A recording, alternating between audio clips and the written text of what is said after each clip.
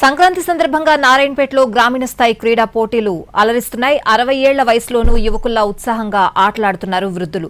తగ్గేదే లేదంటూ కబడ్డీ పోటీల్లో పాల్గొన్నారు. ఈ పోటీలను చూసేందుకు స్థానికులు ఆసక్తి చూపిస్తున్నారు. ప్లేయర్స్ ను ఎంకరేజ్ చేస్తూ సందడి చేస్తున్నారు.